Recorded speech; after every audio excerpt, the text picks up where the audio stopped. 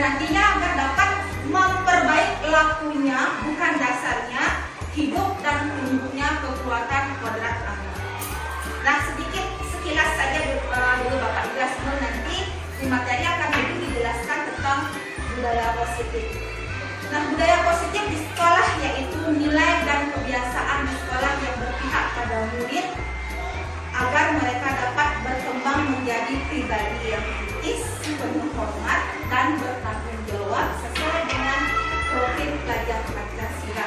Nah, tentunya di sini kita sudah, apalagi visi kita sudah mengacu kepada profil pelajar Pancasila. Nah, baik Bapak Ibu, sebelum saya melanjutkan materi, biar kita lebih rileks lagi, kita sedikit mungkin Bapak Ibu bisa berdiri. Satu, dua,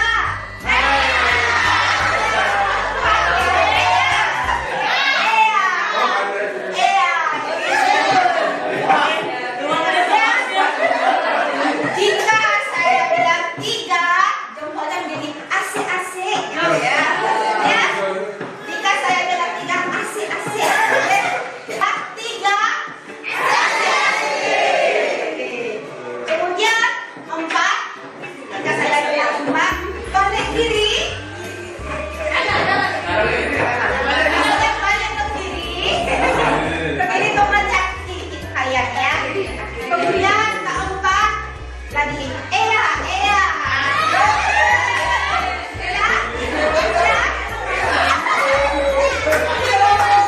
Sudah Bapak Ibu, kita bisa mulai ya. Kita bisa mulai ya. Satu, dua,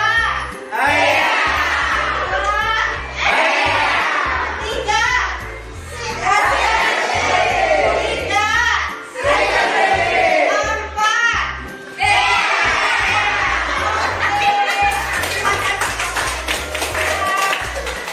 kita mulai lanjutkan lagi ya. Nah, kita masuk ke dalam materi. Konsep inti atau utama budaya positif di sini ada 8 nih Bapak Ibu. Yang pertama ada perubahan paradigma belajar. Kemudian yang kedua ada disiplin positif. Yang ketiga ada nilai-nilai kebajikan. Yang keempat ada kebutuhan dasar manusia. Yang kelima itu ada motivasi perilaku manusia. Yang keenam posisi kontrol guru. 7 keyakinan sekolah. Dan yang terakhir yang ke-8 pada konsep inti budaya positifnya itu adalah segitiga restitusi.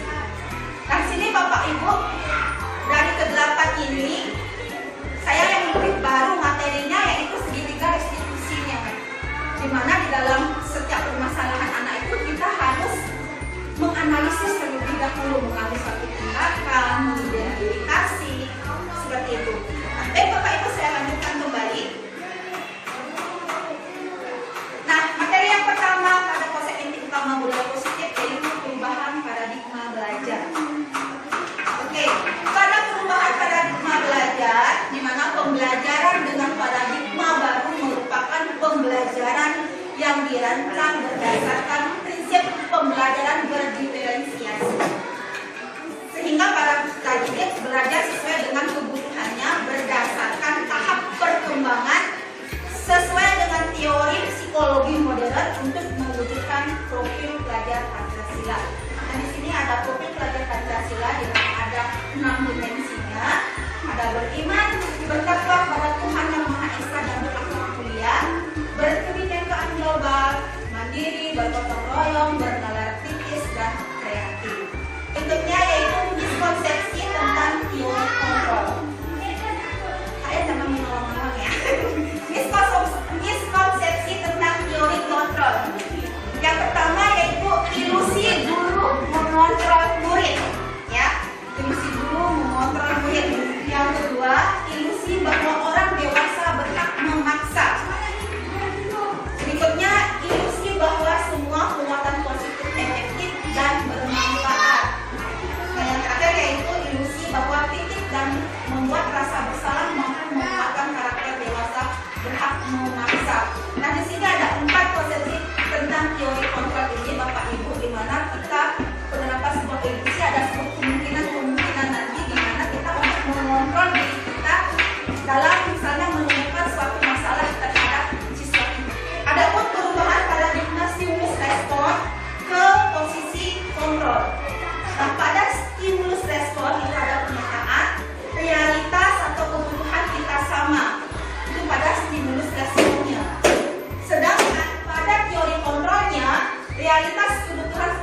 berbeda ya, kenyataannya realitas kita semua kebutuhan yang kita miliki itu berbeda, tidak sama ya Bapak Ibu. Kemudian yang kedua, semua orang melihat hal yang sama itu pada stimulus responnya. Sedangkan pada teori kontrolnya setiap orang memiliki gambaran yang berbeda. Nah Bapak Ibu di sini pada pernyataan yang kedua ini kan kita semua di sini sebagai guru, semua udah guru, bahkan kita dilihat dengan sama. Sedangkan setiap orang kan memiliki gambaran yang bisa saya sedang penilaian tentang Bapak Ibu berbeda. Kemudian penilaian tentang Pak Tito juga berbeda, tentang penilaian juga buku itu juga berbeda. Nah seperti itu ada stimulus respon yang melihat kita sama, namun pada saat teori kontrolnya itu kita berbeda gambarannya, mendeskripsikan orang tersebut berbeda.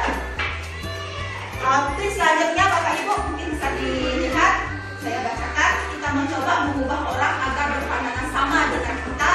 Sedangkan pada teori kontrol kita berusaha memahami pandangan orang lain tentang dunia. Nah di sini Bapak Ibu pada stimulus responnya mengubah orang agar berpandangan sama dengan kita. Kita menstimulus memberi rangsangan, misalnya saya dengan Bu Lia. Saya berbicara dengan Bu Lia memberikan stimulus, di sekolah ini bagus seperti ini nih, program yang harus kita program bagus yang harus kita ATM amati ini modifikasi. Sedangkan pada story control kita berusaha memahami pandangan orang lain tentang dunia. Nah sini kita memahami terlebih dahulu ya, memahami apakah di sekolah yang kita katakan itu program yang bagus bisa kita laksanakan di sekolah kita ini sesuai dengan kita lihat apakah sarana prasarananya juga cukup di sini, kemudian perlengkap maupun SDM-nya juga apakah bisa di sini menerapkan program yang bagus di sekolah lain yang belum tentu kita bisa terapkan di sekolah kita. Nah misalnya seperti itu.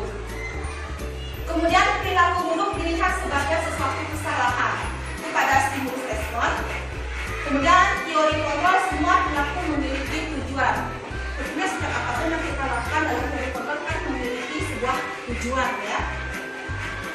Kemudian orang lain bisa mengontrol saya pada stimulus responnya. Teori kontrolnya hanya Anda yang bisa mengontrol diri Anda. Nah di sini orang lain bisa mengontrol saya. Apakah Bapak Ibu di sini bisa dikontrol oleh orang lain? Bisa? Saya bisa tidak. Bisa tidak. Kenapa saya bisa tidak Bapak Ibu? Apakah Bapak Ibu bisa dikontrol dengan orang lain? Apakah bisa? Tidak bisa. Kemudian pada teori kontrol di sini masuk dia hanya kita sendiri yang bisa mengontrol diri kita. Pada saat kita emosi, tidak suka dengan orang lain, kita bisa mengontrol diri kita sendiri. Ya Bapak Ibu nih. Kemudian berikutnya pada stimulus respon saya bisa mengontrol orang lain seperti boneka ya Bapak Ibu ya. Kita mengontrolnya ada kayak apa namanya itu kayak remote gitu ya, kita mengontrol oleh apakah bisa di sini kita sendiri bisa mengontrol oleh tidak bisa sama dengan orang lain tidak bisa mengontrol kita seperti itu. Pemaksaan ada pada saat bujukan gagal. Pemaksaan ada pada saat bujukan gagal. Kemudian pada teori kontrolnya kolaborasi dan konsensus membutuhkan pilihan-pilihan baru. Nah sini Bapak Ibu pemaksaan ada pada saat bujukan gagal.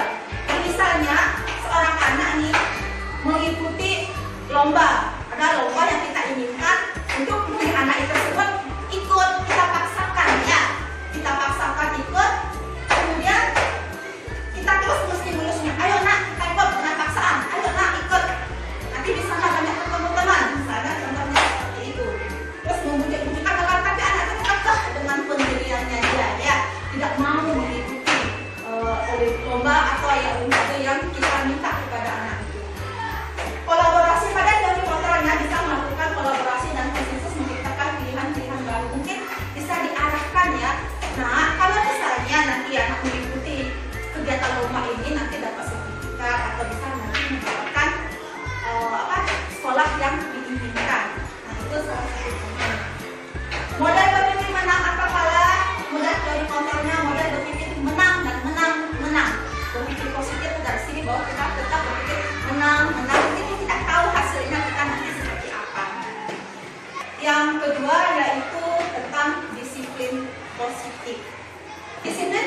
disiplin ini berasal dari kata disiplina yang artinya belajar.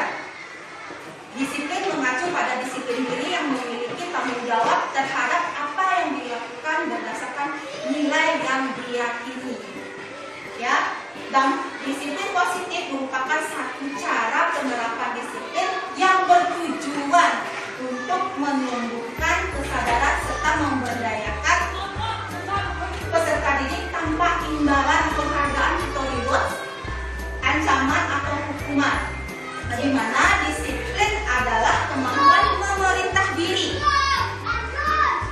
Memerintah diri sendiri dalam mengontrol dan menguasai diri untuk memilih tindakan yang mengacu pada nilai-nilai yang kita hargai dengan penuh tanggung jawab tanpa terperintah orang lain. Nah, nilai-nilai yang kita hargai adalah nilai-nilai kebajikan yang bersifat positif. Merupakan tujuan mulia yang ingin dicapai setiap individunya. Nah, nilai-nilai dalam profil pelajar Pancasila itu adalah nilai-nilai positif atau nilai kebajikan yang perlu kita terapkan. Nah, Bapak Ibu, tentunya sebagai pendidik tujuan kita itu adalah menciptakan peserta didik yang memiliki disiplin diri sehingga mereka berperilaku mengacu kepada nilai-nilai kebajikan yang universal dan memiliki motivasi intrinsik dalam perubahan perilaku ke arah yang lebih baik. Nah, Bapak Ibu, kita lanjutkan kembali nilai-nilai kebajikan. Pada nilai-nilai kebajikan ini nilai yang disepakati bersama lepas dari suku bangsa, agama, bahasa maupun latar belakangnya. Nah, di sini ada beberapa contoh-contoh nilai kebajikan universal dari institusi pendidikan. Yang pertama itu ada profil pelajar Pancasila, di mana nilai kebajikan yang kita harus terapkan di sini yaitu ada beriman, bertawakal, dan seterusnya sampai kreatif ya Bapak Ibu mendimensi profil pelajar Pancasila. Nah, berikutnya yaitu yang kedua Ibu Pomeri Years Program. Program ini di mana nanti seorang siswa itu dapat mengembangkan keterampilannya, ya, mengembangkan keterampilannya di mana ada nilai-nilai kebajikan di sana itu ada toleransi, rasa hormat, integritas, mandiri, menghargai, antusias, empati, ada rasa keingintahuan, kreativitas, kerjasama, percaya diri, dan komitmen. Ini nilai kebajikan yang universal yang kedua. Nah, Bapak Ibu, selanjutnya itu ada nilai kebajikan yaitu keterampilan hidup atau life skill. Dan pada nilai kebajikan situ ada kita dapat dipercaya, lurus hati, ya, tidak bercabang, ya, cabang kanan, kiri, atas, bawah, lurus hatinya. Kemudian pendengar yang aktif, tidak merendahkan orang lain, dan memberikan yang terbaik dari diri. Dan kita menunjukkan yang terbaik yang ada di dalam diri kita. Dari itu Ibu, Bapak Ibu, kita harus tetap belajar, dan belajar. Nah, Bapak Ibu, di sini mungkin Bapak Ibu sudah sangat luar biasa semuanya, ya. Tapi di sini yang menyampaikan materi ini, biar nanti kita sama-sama belajar di dalam penerapan budaya positif yang ada di lingkungan sekolah kita. Untuk berikutnya yaitu kebutuhan dasar manusia. Kebutuhan dasar manusia itu adalah segala sesuatu yang kita lakukan untuk mendapatkan apa yang kita inginkan. Nah, dari keseluruhan tindakan yang kita lakukan itu memiliki tujuan tertentu. Dan dari semua usaha yang kita lakukan usaha yang terbaik agar nantinya kebutuhan dasar kita dapat terpenuhi dengan baik.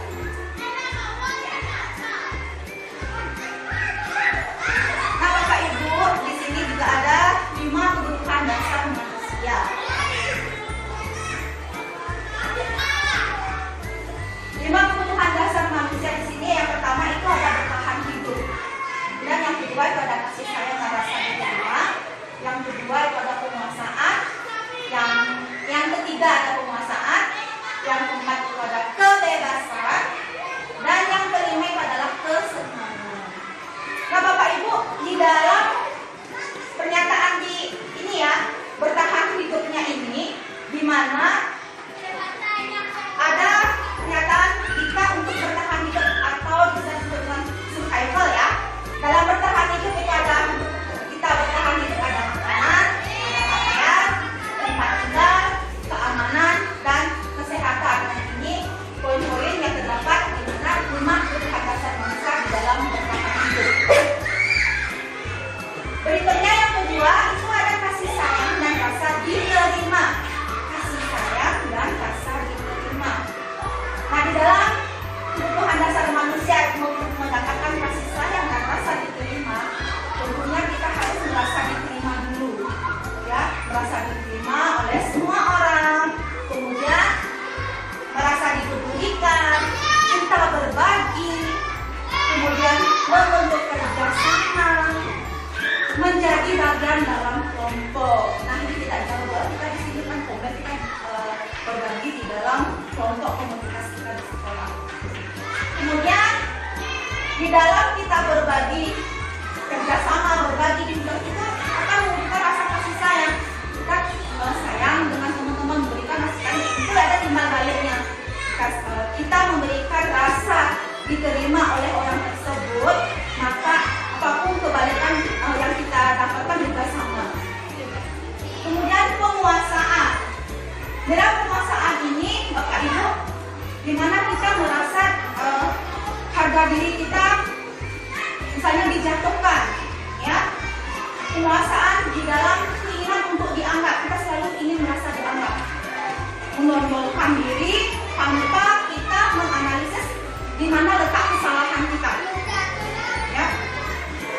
Jadi di dalam penguasaan itu hal-hal yang dilakukan harga diri, kemudian keinginan untuk dianggap sebagai pemimpin, berprestasi, diakui dan didengar.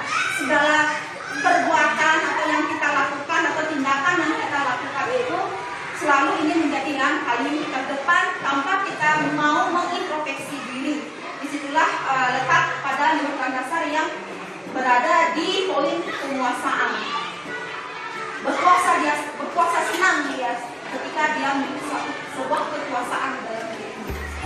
Kemudian yang keempat yaitu kebebasan. Pada poin kebebasan ini, Bapak Ibu tentunya kita ingin bebas ya, ada mandiri, memiliki pilihan sendiri, mencoba hal baru, mampu mengendalikan arah dirinya. Nah, pada kebebasan kita ini misalnya hal apa yang kita sukai. Contoh misalnya anak-anak menyukai menggambar, kita arahkan ke sana, dia menggambar karena itu termasuk kebebasan yang ada di dalam dirinya. Nah, yang kelima pada kebutuhan dasar manusia yaitu kesenangan. Pada kesenangan tentunya hal-hal yang menyenangkan yang ada di dalam diri kita maupun terhadap anak-anak.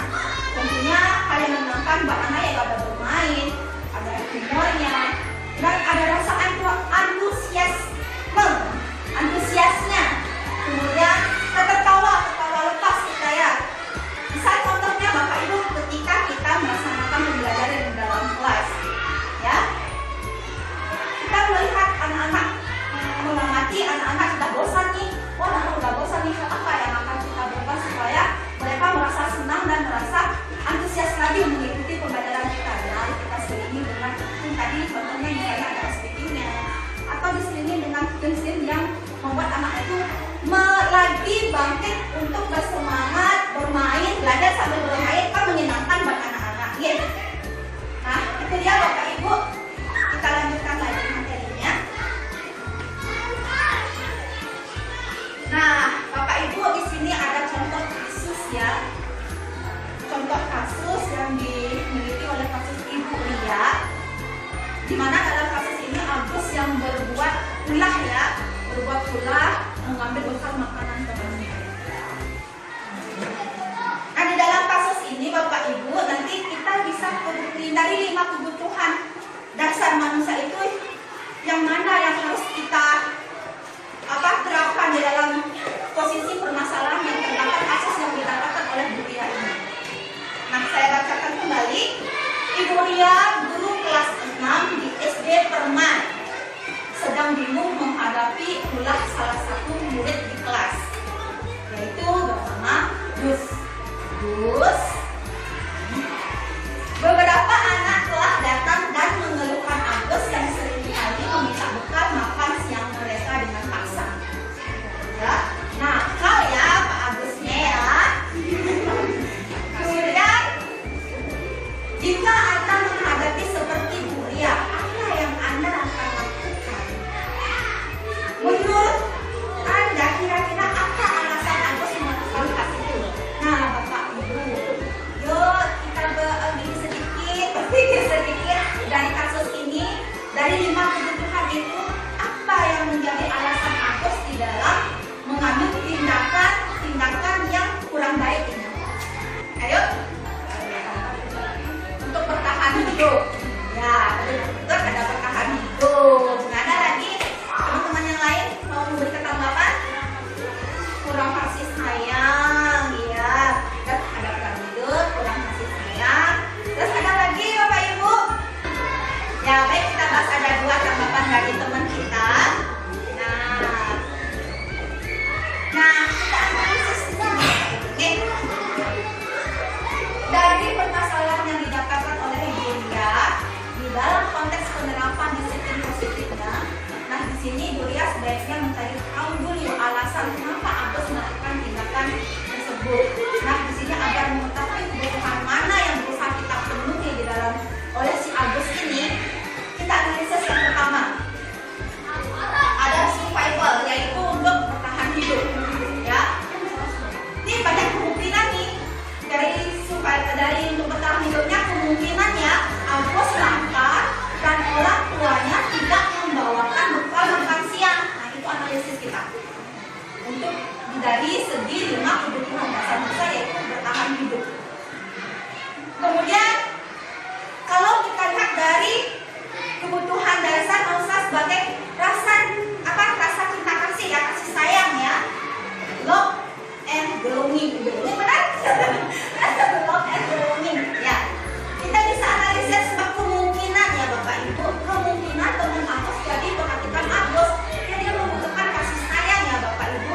Dengan dia berbuat seperti itu, jadi teman-teman pada ngapain kamu Agus kok pas waktu aku sudah lapar. Nah, contohnya misalnya seperti itu. Kemudian yang nomor 3, power, penguasaan ya. Nah, di sini kemungkinan dari analisis kasusnya si Agus ini dia merasa hebat. Dia merasa hebat karena temennya jadi takutkan dengan dia mengambil paksa bekal temennya, sehingga temennya itu kan menjadi menuruti keinginan si Agusnya. Nah, disinilah dia merasa dirinya sebagai penguasa. Nah, Bapak Ibu, kita analisis lagi nih kemungkinan yang lain dari kebebasan, freedom ya. Nah, di sini kemungkinan Agus merasa bosan dengan bekal yang dibawakan orang tuanya. Mungkin menunya itu aja, dikasih sosis saja, sampai rumah sosis saja. Kan dia bosan ya. Jadi dia mengambil tindakan, mengambil bekal temannya karena dilihat bekal temannya kan lebih apa ya? Lebih menarik atau lebih enak gitu ya Bapak Ibu ya. Nah, itu kebebasan. Kebiasaannya dia seenaknya mengambil dengan keinginannya dia sendiri. Kemudian kita analisis yang terakhir yaitu kesenangan. Nah, mungkin Agus ini hanya iseng ya, dia hanya iseng melakukan tindakan itu dengan dia melihat ekspresi wajah temannya yang kesal itu dia senang, dia kan jadi tertawa. Itu kesenangan yang ada di dalam diri Agusnya. Nah, kelima analisis yang dilakukan oleh Bu Lila ini termasuk di mana kita nantinya ya Bapak Ibu, jika ada kasus kita menganalisis terlebih dahulu dengan menentukan kebutuhan dasar yang ada pada peserta didik kita, atau kita dengan lebih besar kita manusia. Nah, materi berikutnya yaitu ada komunikasi perilaku manusia. Nah, ini Bapak Ibu kan seringnya mohon maaf sebelumnya saya sampaikan kembali materi ini, motivasi perilaku manusia. Ini Bapak Ibu sudah pernah terapkan, sudah pernah lakukan gitu deh. Kan semua di sini Bapak Ibu yang luar biasa, luar hebat semuanya deh. Baik, motivasi adalah dukungan atau gerakan apa yang timbul untuk melakukan sesuatu. Nah, di sini Bapak Ibu di dalam motivasi tersebut ada teori motivasi perilaku manusia. Nah, kita perhatikan di sini saya memberikan beberapa contoh, misalnya dan kita masuk kepada penjelasan teori motivasi perilaku manusia. Nah, sini Bapak Ibu nih misalnya nih, yang pertama itu untuk menghindari kenyamanan atau hubungan. Contohnya misalnya kita menginginkan anak kita mengikuti suatu lomba. Saya ulang kembali tadi fase yang pertama, saya lanjutkan. Ingin mengikuti suatu lomba, misalnya lomba mewarnai atau melukis nih. Terus kita paksa.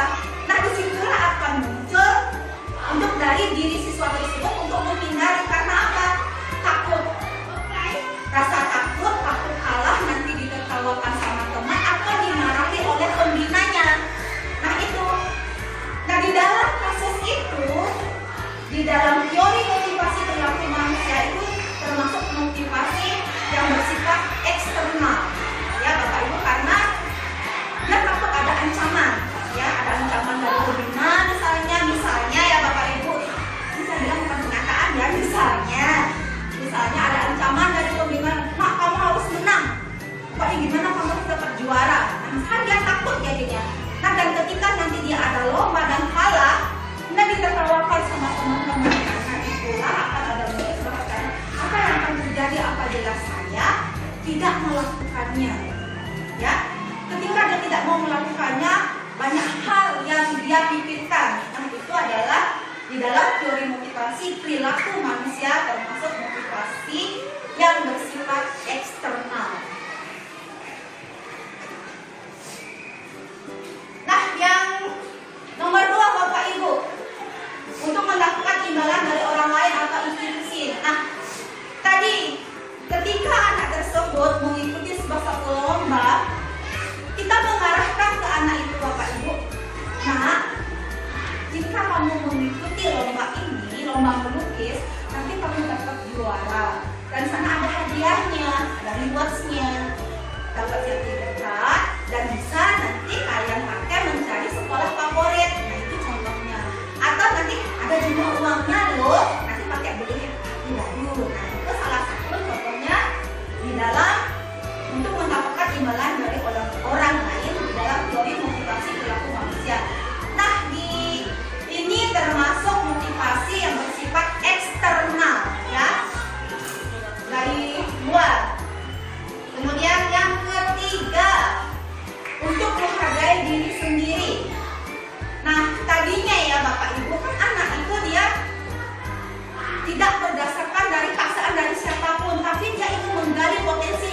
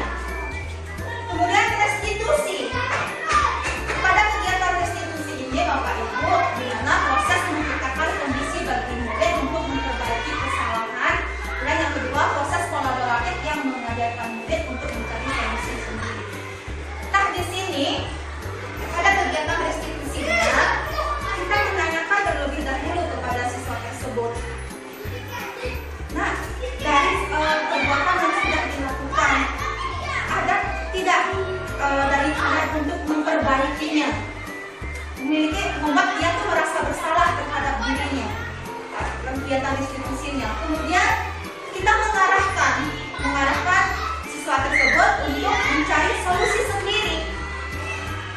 Misalnya tidak ikut piket karena bangunnya siang, terlambat datang ke sekolah, bangunnya siang, tidak ikut piket jadinya di kelas. Jadi solusinya apa? Dia mencari sendiri. Ya dah Bu, nanti malam saya tidak akan begadang. Karena alasan mungkin yang pertama itu alasan begadang, ya, alasan begadang. Karena semalam saya begadang Bu, main HP, itu contohnya. Kemudian pada saat untuk kita mengarahkan anak tersebut mencari solusi, dia tahu tindakan apa yang akan diambil oleh anak tersebut. Nah itu dia pada kegiatan restitusi. Nah Bapak Ibu dia tak ngantuk. Ayo kita berlatih hukuman atau konsekuensi di dalam pernyataan-pernyataan yang ada di layar. Nah yang pertama itu adalah ini nama masker lain dan seterusnya. Yuk siapa yang mau membantu nih? Jangan ngantuk, yuk.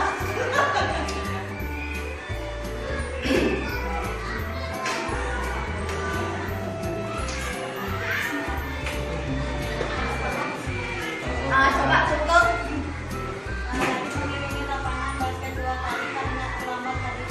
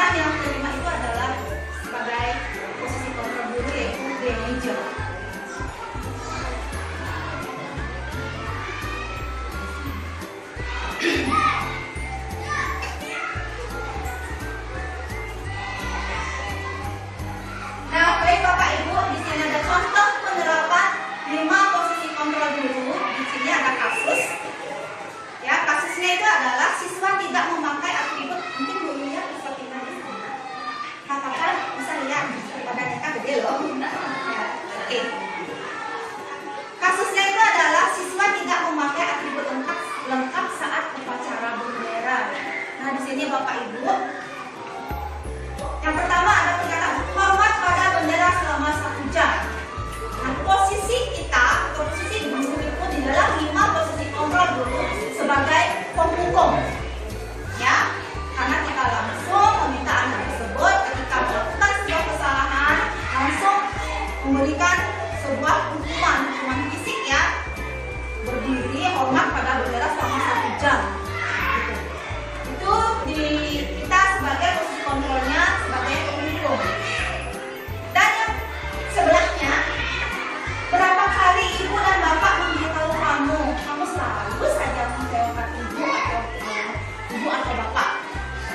Nah, di sini posisi kontrol guru kita di dalam 5 bu atau bapak ibu sebagai pembuat merasa bersalah, ya. Dengan adanya pernyataan seperti itu, di mana kita membuat si anak tersebut merasa bersalah dengan perbuatan atau tindakan yang dilakukan, ya. Dengan menyatakan kalimat berapa kali sih ibu udah kasih tahu, kenapa masih aja kamu melanggarnya, kenapa kamu mengecewakan ibu, nah seperti itu, ya, tanpa mulas sekali kita, ya, ngomong seperti itu.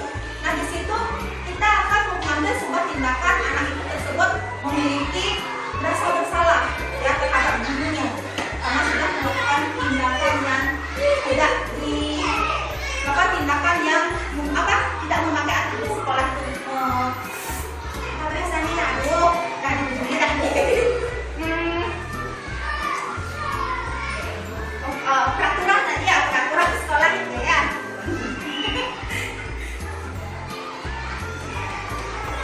Nah, berikutnya 5 posisi kontrol yang berikutnya itu ada yang ketiga, itu posisi kita sebagai teman, ya Bapak Ibu, posisi kita sebagai teman. Ayo dong nak, ikuti aturan sekolah, tolong dong bantu ibu sekali ini aja. Ya sudah ya, tidak apa-apa nak, lain kali kamu jangan berbuat seperti ini. Nah, di situ kita sebagai teman terhadap siswa kita atau murid kita, ya Bapak Ibu, ya. Tidak kita langsung marah, langsung langsung gitu ya ke anaknya, tapi kita benar-benar rangkul dulu ya sebagai teman. Dengan kitanya sebagai teman antara siswa dengan gurunya, jadi mereka bisa terbuka dengan kita, menyampaikan, nah kalau sudah tidak apa-apa, lain kali jangan berbuat seperti ini lagi. Mungkinan anak tersebut bisa berubah, ya, kemungkinan banyak kemungkinan di sini, ya, bisa berubah. Ketika kita melakukan posisi kontrol guru ini, kelima posisi ini kita memang harus terapkan Bapak Ibu di dalam menyelesaikan suatu permasalahan. Nah, berikutnya itu sebagai pemantau. Posisi kita sebagai pemantau yaitu kita hanya melihat mereka yang sudah melanggar peraturan. Kemudian dia tahu konsekuensinya apa. Misalnya tidak memakai atribut, ya dia harus membelinya tanpa menghukum, ya, sebagai manajer, tapi kita sebagai pemantau dengan dia tidak memakai kelengkapan atribut yang dia gunakan. Misalnya dia ada koperasi, ya, sekolah yang menyediakan koperasi, dia membeli di koperasi supaya tidak melanggar aturan. Nah, itu dia. Kemudian memberi pengarahan kepada anak itu supaya tidak mengulangi kembali tindakannya.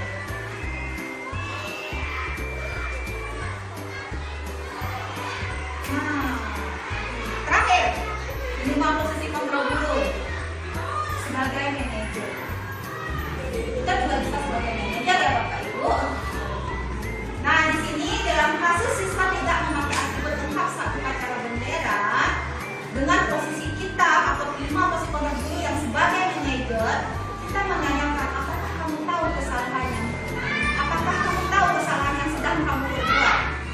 Setelah dia tahu dengan kesalahannya, nah kita tanyakan kembali, kira-kira bagaimana kamu memperbaiki kesalahan itu? Ya, kita menanyakan, kita terus mengarahkan mereka nih dengan tindakan yang sudah dilakukan, mau tidak memperbaiki kesalahan, sehingga nantinya si sama tidak pernah akan mengulanginya lagi. Nah, seperti itu Bapak Ibu, 5 posisi kontrol guru yang di dalam penerapan jika nanti kita memiliki siswa yang tentunya pasti ada yang memiliki siswa yang bermasalah.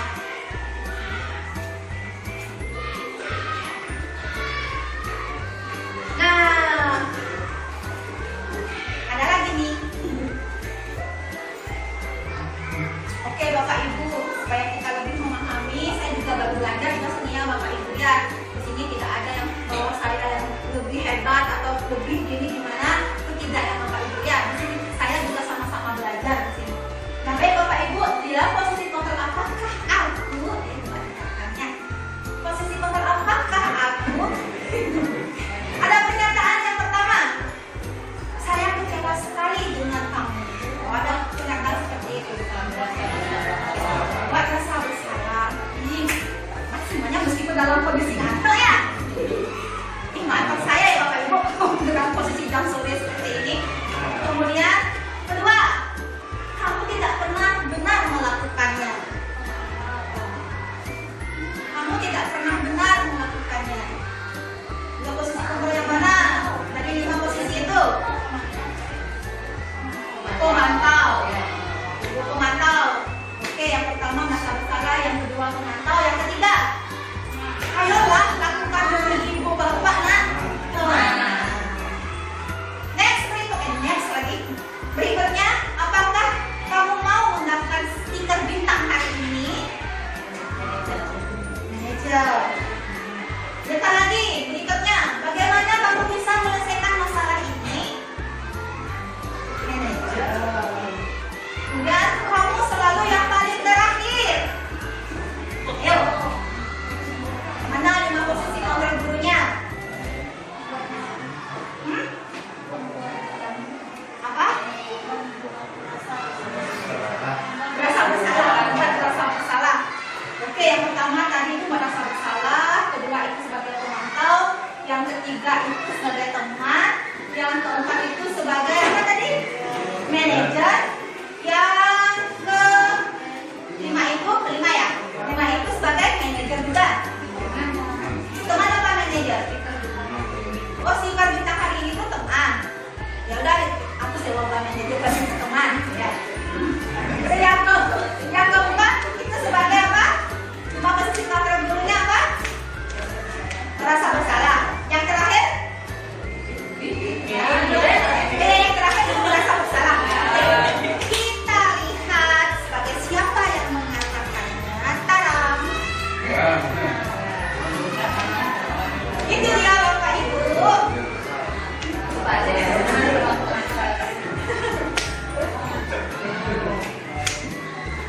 Nah, di sini ada posisi kontrol. Apakah aku? Nah, siapa yang mengatakannya? Dari pernyataan yang pertama, saya kecewa sekali dengan kamu ya, benar sekali ya. Dengan dia kita mengatakan sebuah kecewa, jadi nanti merasa bersalah. Dan yang kedua, kamu tidak pernah benar melakukannya. Ya, kita kan langsung ke anaknya langsung tuh bersifat satu arah ya, berarti dia sebagai penghukum. Kemudian, ayolah lakukan demi ibu nak, demi bapak nak. Kita sebagai posisi kontrol gurunya sebagai ya. Kemudian stiker nih, ada perdebatan teman, apalagi manajer. Di sini kita posisi kontrolnya sebagai pemantau ya. Kita memantau mereka dalam setiap tindakannya sehingga yang sudah menyelesaikan semua kesalahan mereka tidak mendapatkan stiker seperti itu, mendapatkan apa penghargaan ya. Ini jadi anak yang terbaik minggu ini jadi anak yang terbedes minggu ini. Nah contohnya misalnya seperti itu. Kemudian yang bagaimana kamu bisa menyelesaikan masalah ini? Posisi kita sebagai manajer ya, karena kita melihatkan penyelesaian permasalahan. Kemudian yang terakhir, kamu selalu yang paling terakhir. Nah, mungkin Bapak Ibu tidak di kelasnya dalam mengajar, mengerjakan tugas nih. Kamunya terus ada paling terakhir. Saya juga begitu Bapak Ibu di kelas. Kalau ada anak saya tuh yang kalau makan, kamu tuh ya amat, kamu tuh ya amat sering sekali paling terakhir untuk tugas. Nah, saya seperti itu. Mungkin Bapak Ibu juga pernah mungkin ya melakukan hal itu. Itu posisi kita sebagai penghukum ya, ini.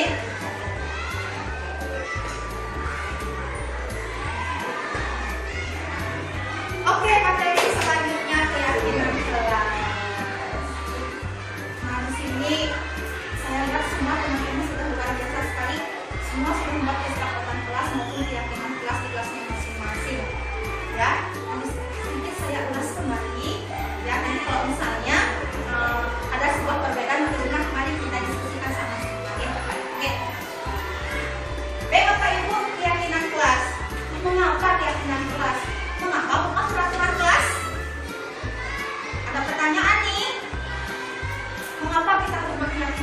kelas. Mengapa bukan peraturan kelas? Ya bukti? Ya bukti. Kalau misalkan keyakinan itu kita sepakati bersama bareng anak-anak, tapi kalau peraturan itu adalah semacam diri sendiri khususnya guru. Ya, beri tepuk tangan buat Christina. Meskipun mungkin ada di sini, tapi kita mendengarkan dengan baik, luar biasa sekali. Terima kasih Bu Tina. Nah, tepat sekali ya yang disampaikan oleh Bu Tina ya, mengapa keyakinan kelas dan mengapa bukan peraturan kelas. Karena Bapak Ibu dalam keyakinan kelas itu yang kita buat itu adalah berdasarkan kesepakatan antara siswa dengan gurunya, di mana keyakinan kelas itu dibuat oleh siswa itu sendiri, ya. Kemudian nantinya melalui nilai-nilai kebajikan disiplin positifnya, dan kita akan membuat kalimat positifnya sehingga menjadi sebuah kesepakatan antara siswa dan gurunya. Itu keyakinan kelas. Nah, sedangkan pada peraturan kelas itu Bapak Ibu adalah peraturan kelas yang hanya kita yang membuat tanpa disepakati oleh mereka, hanya mengikuti peraturan yang kita buat, ya. Misalnya tidak boleh datang terlambat sekolah, harus datang pukul 7. Nah, itu adalah peraturan kelas, ya. Ketika kata terlambat datang pukul 7 kita ubah menjadi sebuah kalimat keyakinan kelas yang merupakan kalimat positif, yaitu bertanggung jawab. Kan lebih bagus itu kalimatnya ya. Jadi dengan dia datang lebih awal, memahami dia dengan datang lebih awal, dia memiliki rasa bertanggung jawab yang tinggi. Jadi kebiasaan-kebiasaan itu akan terus mereka kembangkan nantinya, baik itu di sekolah maupun di rumah. Jadi kebiasaan-kebiasaan yang kita sudah yakini. Oke Bapak Ibu, ini ada lagi. Nggak menjawab ya.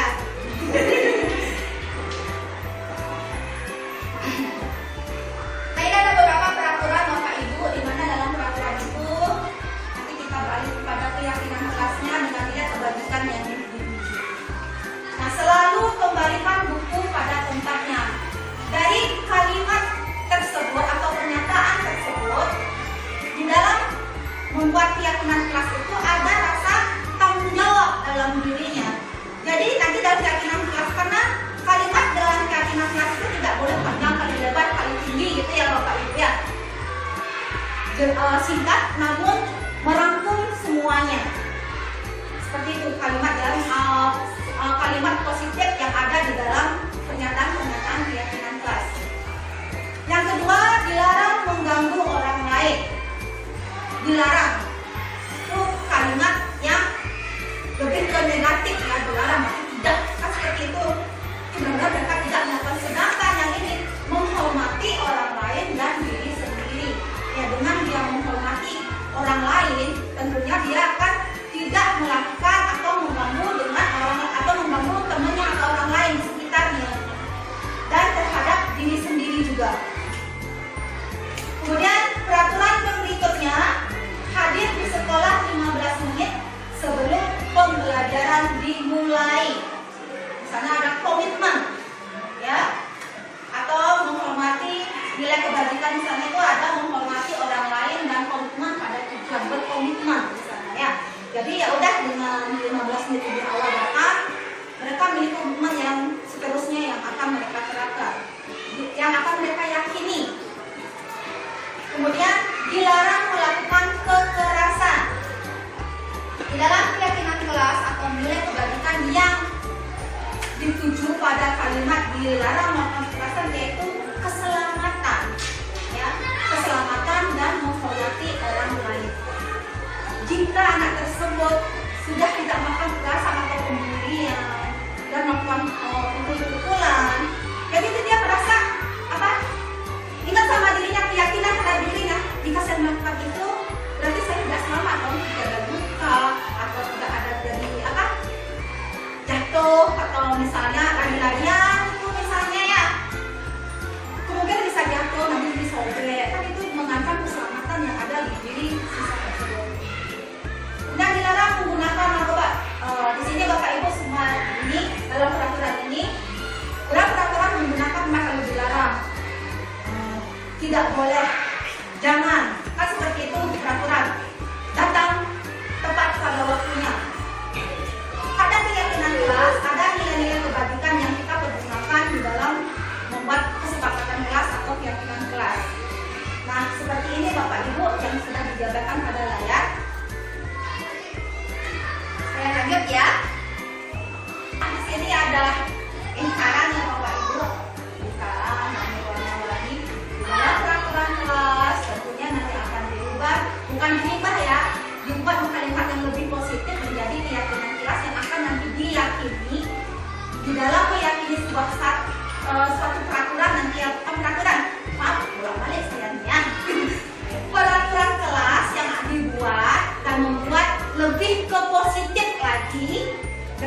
keyakinan kelas sehingga akan menciptakan lingkungan yang positif dan budaya positif. Itu yang kita harapkan, Bapak Ibu. Nah, baik Bapak Ibu, seperti yang sudah saya perhatikan ya selama ini teman-teman pada mungkin keyakinan kelas itu semua ilmunya sudah luar biasa sekali, sudah pada mengacu pada keyakinan kelas ya. Tapi perlu saya juga sampaikan di sini ya Bapak Ibu. Baik, di dalam pembentukan keyakinan kelas yaitu yang pertama bersifat abstrak, yang kedua berupa pernyataan universal, dibuat dalam pernyataan positif sedikit saja agar mudah dimengerti, sesuai dengan kondisi kelas dan sekolah sehingga mudah diterapkan. Yang terakhir yaitu semua warga sekolah atau warga kelas dilibatkan di dalam membuat keyakinan kelas.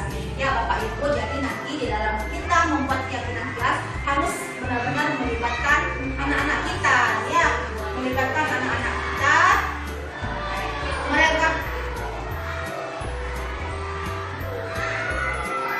Mereka menulis ya. Mungkin nanti prakteknya Bapak Ibu membuat seperti ada gini ya, kertas yang warna-warni yang kemarin itu ini. Mungkin dibuat nanti di sini. Nah, bagikan ke anak-anak, kemudian buat nanti keyakinan kelas yang seperti apa yang kalian inginkan. Karena dalam keyakinan kelas itu benar-benar berpihak pada murid. Ya. Kenapa demikian Bapak Ibu? Jika keyakinan kelas sudah sesuai dengan harapan yang mereka inginkan, jadi mereka itu akan belajar dengan sangat nyaman, tenang, aman. Karena apa?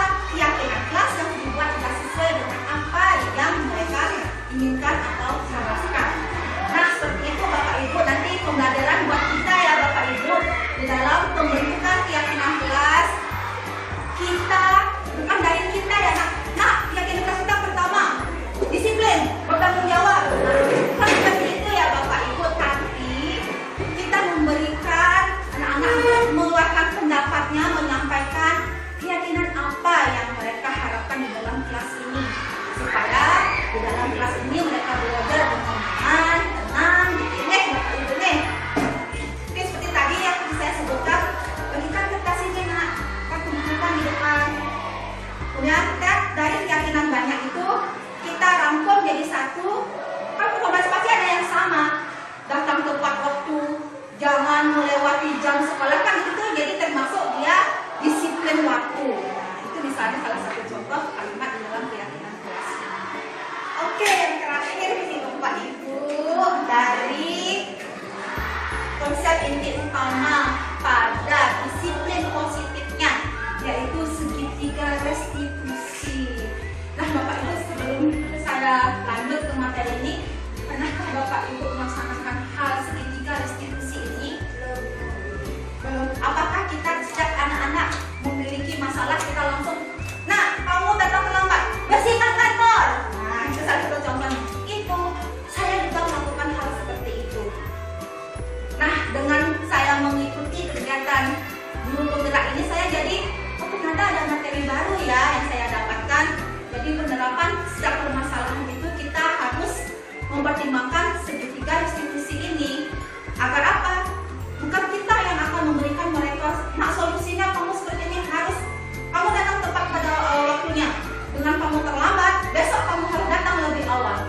Bukan kita yang memberikan solusinya Bapak Ibu, tetapi anak-anak. Kita hanya membenarkan karena posisi kontrol kita di sana itu sebagai manajer. Ya, Bapak Ibu, oke? Oke, saya lanjutkan kembali materinya. Ada segitiga restitusi. Proses menciptakan kondisi bagi murid untuk memperbaiki kesalahan mereka sehingga mereka bisa kembali pada kelompok mereka dengan karakter yang lebih kuat. Nah, di dalam melakukan restitusi, guru dapat yang pertama membantu murid menjadi lebih memiliki tujuan, ya, tujuan, disiplin positif, serta dapat memulihkan dirinya ketika dia berbuat salah. Setelah dia berbuat salah, dia memahami, oh, saya ini salah, saya harus memperbaikinya, dan dia menemukan solusinya sendiri. Kemudian yang kedua, membantu murid untuk jujur pada diri sendiri dan mengevaluasi dampak dari kesalahan yang dilakukan. Nah, seperti di awal tadi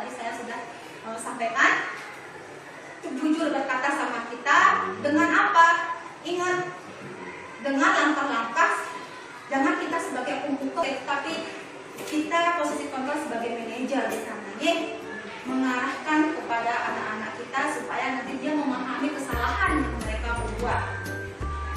Kemudian yang ketiga, memberikan penawaran bukan paksaan. Memberikan penawaran bukan paksaan. Nah, di dalam mengarahkan anak-anak tersebut, nah kalau misalnya kamu melakukan ini kan ada dampak negatifnya. Kamu tahu dampak negatifnya itu apa? Nah, itu di sana contohnya. Jadi mereka memahami setiap segala tindakan yang mereka lakukan akan mereka berpikir, oh begini loh. Karena posisi kita yang selalu mengarahkan mereka, posisi kita sebagai manajer, tidak kita selaku sebagai penghukum. Ketika anak berbuat salah, kita langsung pas dengan langsung kita menghukumnya. Itu tolong nanti agak jangan kita sebagai penghukum ya Bapak Ibu, tolong kita sekarang belajar, mari kita belajar sama-sama nih Bapak Ibu menjadi guru yang benar-benar membuat anak-anak itu merasa nyaman, ya, senang ke sekolah, bukan takut ke sekolah, ya.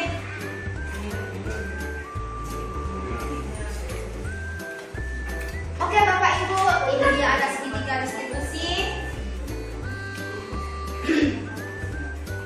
Pada segitiga distribusi ini yang di bawah ini ada menstabilkan identitas, ya. Pada menstabilkan identitas ini Bapak Ibu ada kalimat seperti ini, setiap orang pernah melakukan kesalahan. Jadi Bapak Ibu nanti pada saat menstabilkan identitas, Bapak Ibu menanyakan, nah setiap orang pasti memiliki kesalahan, tidak mungkin manusia kita tidak sempurna. Jadi pasti tentunya akan melakukan sebuah kesalahan. Nah itu dalam segitiga restribusi itu kita termasuk menstabilkan identitas, ya Bapak Ibu. Kemudian kamu bukan satu-satunya yang pernah melakukan ini. Kita berikan lagi penguatan terhadap anak itu. Nah, nggak kamu aja loh Nina yang ini, tapi ada teman-teman yang lain. Kamu tidak boleh merasa berkecil hati maupun kecewa terhadap diri kamu sendiri. Nah itu. Nah di sini posisinya pada segitiga restitusinya itu menstabilkan identitas anak itu, ya, supaya tidak istilahnya kalau kita langsung step membilang, nah kamu ini bodoh sekali, jangan mental mereka Bapak Ibu. Kalau sudah down mental Bapak Ibu, mereka akan takut, tidak mau ke sekolah, ya. Kalau saya Bu saya nggak mau ke sekolah, saya takut ke sekolah, saya terus dimarahi, saya terus dibentak-bentak. Nah itu salah satu contohnya. Kemudian yang kedua pada segitiga restitusi yaitu validasi tindakan yang salah. Pada validasi tindakan yang salah itu Bapak Ibu di sini adakah cara yang lebih efektif untuk mendapatkan apa yang kamu butuhkan? Nah kita alihkan sama anak itu. Nah, tak hanya karena dengan memukul teman atau kita memukul dia kamu bisa mendapatkan itu. Kan ada solusi yang lain. Nah itu contohnya. Kemudian kamu tentu punya alasan mengapa melakukan itu, ya. Kita tanyakan pada tindakan validasi tindakan yang salah. Kita tanyakan alasan ke anak itu. Nah kalau boleh Ibu tahu apa sih alasannya? Kenapa kamu bisa datang terlambat? Kenapa tidak mengerjakan tugas? Itu. Jadi itu termasuk dari validasi tindakan yang salah yang dari bagian segitiga restitusi. Kemudian menanyakan keyakinan.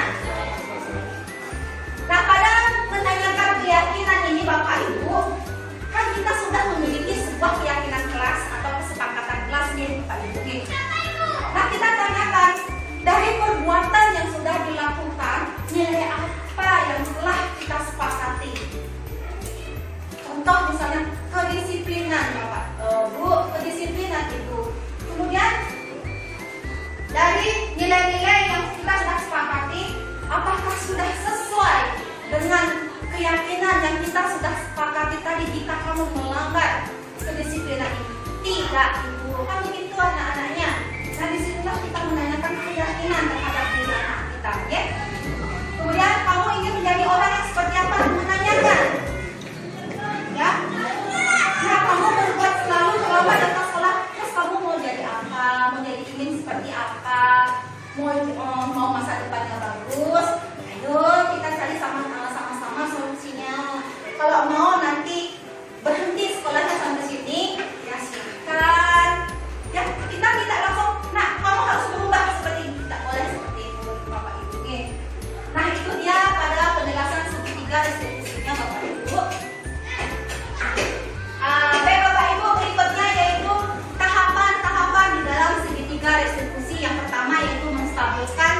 identitas.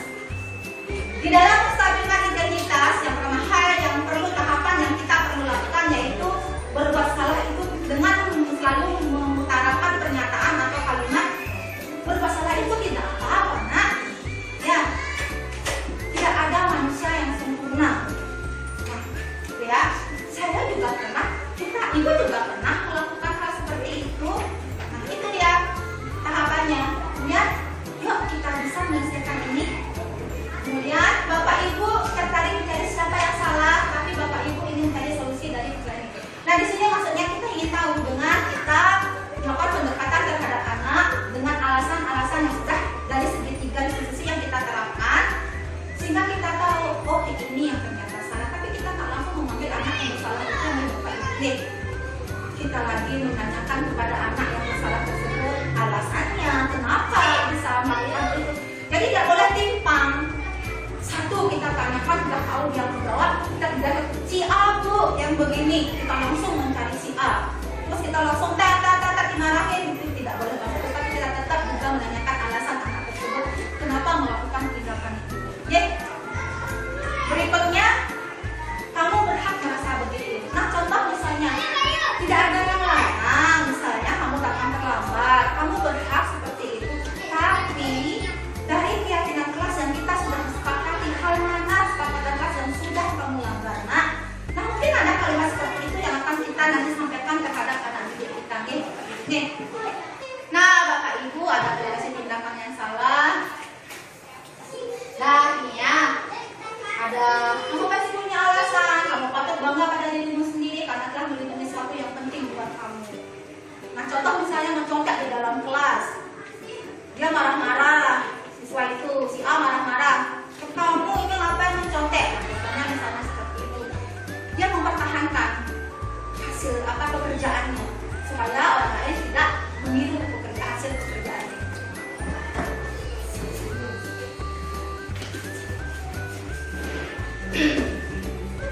Nah, ini juga Bapak Ibu ulang-ulang kembali ya penjelasannya tadi.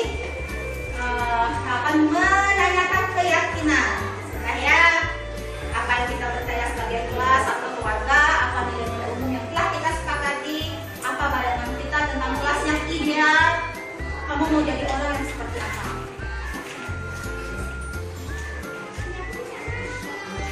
Oke Bapak Ibu, di sini saya memiliki contoh penerapan segitiga restitusi. Nah, ini sudah saya terapkan sebagai contoh yang Bapak Ibu ya, mungkin nanti sebagai bayangan buat kita di dalam penerapan segitiga restitusi menyelesaikan permasalahan yang ada di sekolah.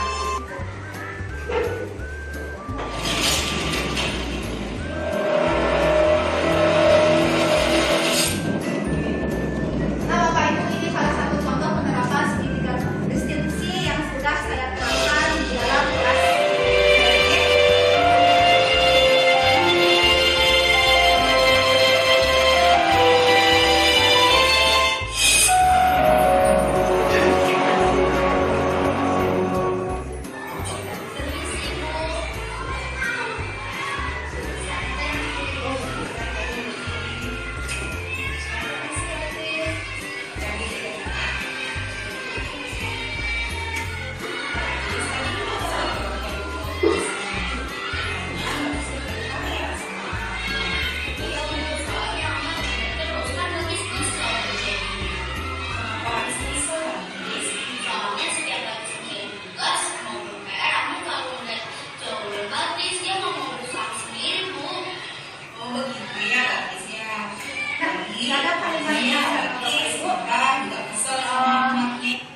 Nah, di situ ada kalimat di mana kita menanyakan, ada laporan dari temannya yang menyatakan Balkis dan Ahmad tadi ada permasalahan, yaitu Ahmad meminta pekerjaan hasil Balkis. Nah, di situ kita menanya sebagai menstabilkan identitasnya, kita menanyakan, kemudian memperkuat, oh begitu ya nak ya, kita memperkuat identitas anak itu. Iya. Silakan dilanjutkan kembali Bapak Ibu teman-temannya. Sama saya juga bukan yang sama. Ya. Ya, soalnya kan saya sendiri selalu melihat dirinya. Nah, lalu apa yang harus dilakukan terhadap Ahmad?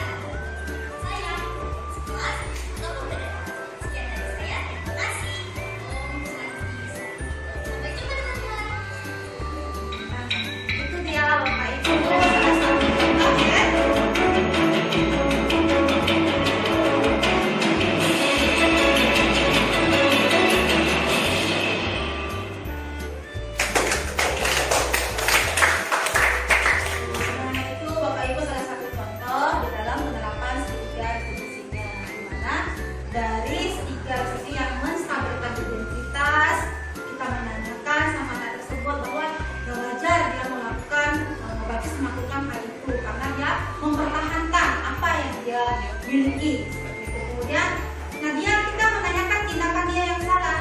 Tahu tidak bahwa tindakan yang mereka lakukan itu salah. Nah, di sana adalah tindakan yang salah pada restitusinya. Kemudian yang terakhir itu ada menanyakan keyakinan kelas, ya, dari keyakinan kelas yang mana dia ini sabar, menjaga kesabaran, tidak egois, tidak emosi, ya di sana. Nah, dalam penerapan restitusi ini, Bapak Ibu, saya di sana dalam penerapannya dalam posisi kontrol gurunya sebagai manajer. Oke. Nah, Bapak Ibu, kita sampai pada ujung materi.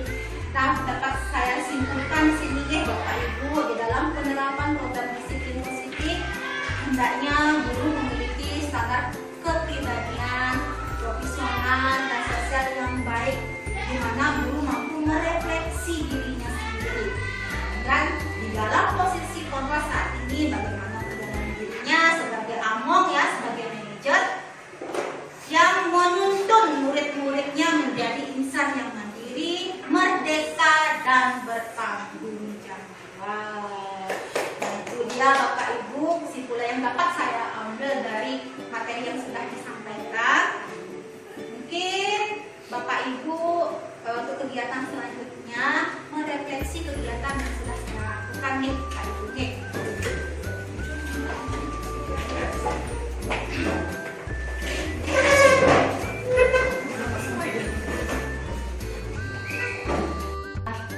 Secara umum pemaparan dari WK sudah baik dan sangat menginspirasi teman-teman. Terima kasih Sobat Uni atas saran atau titiknya di sini yang membangun buat saya untuk kedepannya menjadi lebih baik lagi di dalam baik di dalam menyampaikan materi atau berkolaborasi dengan teman-teman semuanya di sini.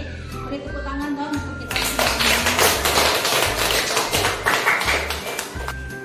Demikian yang dapat saya sampaikan pada kesempatan kali ini, ya. Sangat luar biasa sekali.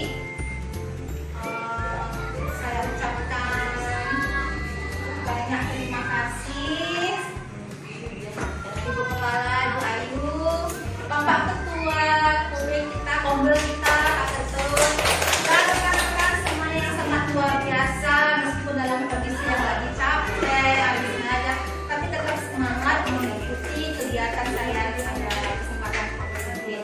Dan kata saya ucapkan terima kasih banyak dan selamat sore semuanya.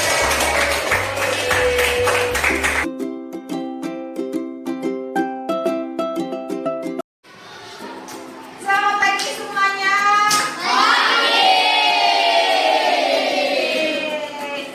Masih semangat kan mengikuti pelajaran hari ini?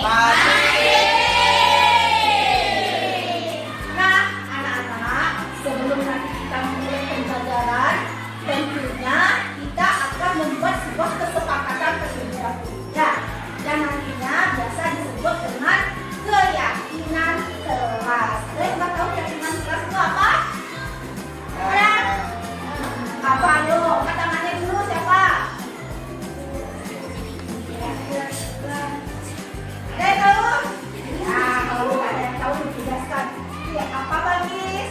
Keyakinan kelas adalah peraturan kelas yang harus ditaati pada seluruh siswa di sini serta guru di kelas.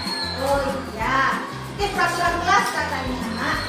Nah, keyakinan ibu ulang kembali ya. Oh, ibu tangan dulu coba. Peraturan kelas, keyakinan kelas. Beda atau sama? Sama. Beda. Coba nih contoh. Coba contoh. Datang tepat, dilarang, terlambat datang ke sekolah.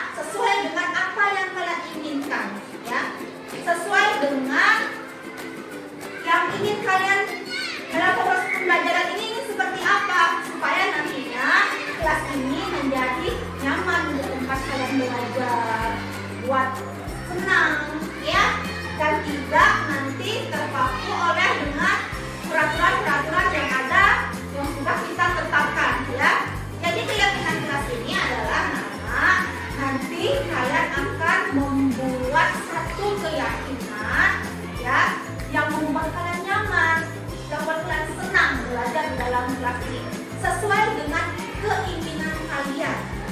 Ya, paham kan ya? Yang tidak menurut waktu ini gua ada kertas ya. Ini namanya skema dengan ada kertas warna-warni. Kemudian nanti kalian buat di sini satu keyakinan yang ingin kita terapkan di dalam kelas 6B. Nah, ingat bukan open.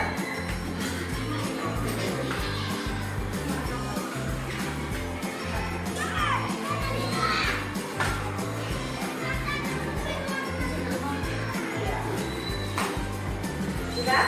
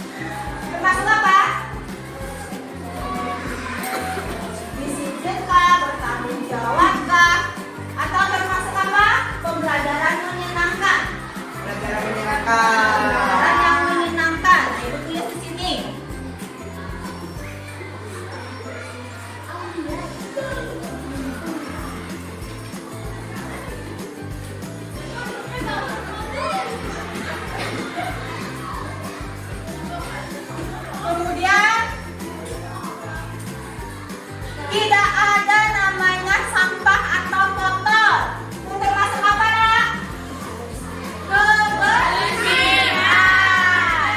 Di sini kebersihan.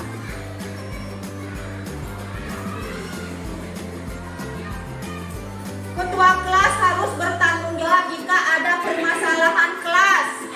Termasuk apa? Bertanggung jawab.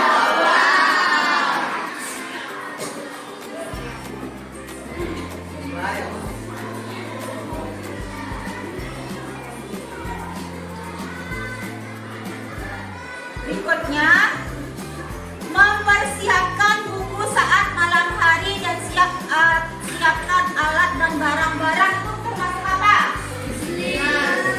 Kedisiplinan. Oke, disiplin. Iya, apa-apa. Nah, sekarang kita pilih ya, Nak, ya. Nah, ini ada 4 kata ya, Nak. 4 kata. Jika yang ribut dan tak berat, maka apa ini? Maka sanksinya bersihkan ruang guru. Nah, ini termasuk mana? Pelajaran menyenangkan, kebersihan, bertanggung jawab atau disiplin? Bertanggung jawab. Oke, taruh sini. Ambil lagi. Jika ada keributan di kelas, petugas keamanan harus tanggung jawab. Termasuk apa? Tanggung jawab. Oke, taruh sini. Aman. Ketua kelas harus bertanggung jawab jika ada permasalahan kelas. Tanggung jawab. Tidak boleh mengejek satu sama lain. Apa? Disiplin apa toleransi? Toleransi.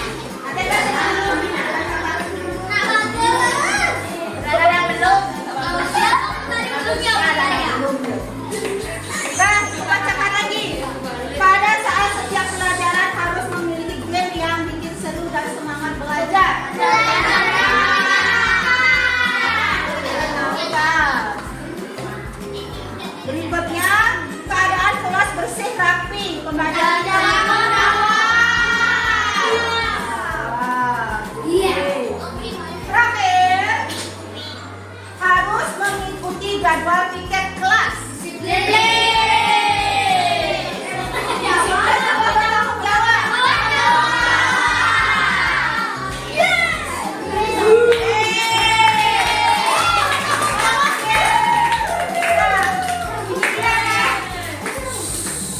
Jadi tadi yang sudah ke-24 anak menyampaikan keyakinan kelas yang diinginkan bisa kita ciumkan ya menjadi nilai-nilai kebaikan yang akan nanti kita terapkan di kelas ini. Yaitu yang pertama ada pembelajaran yang menyenangkan, toleransi, bertanggung jawab.